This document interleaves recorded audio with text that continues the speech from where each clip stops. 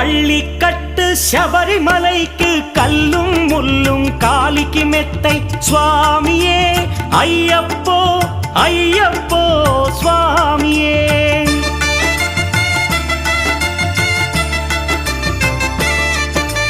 பள்ளிக்கட்டு சபரிமலைக்கு கல்லும் முள்ளும் காலிக்கு மெத்தை சுவாமியே ஐயப்போ ஐயப்போ స్వామియే.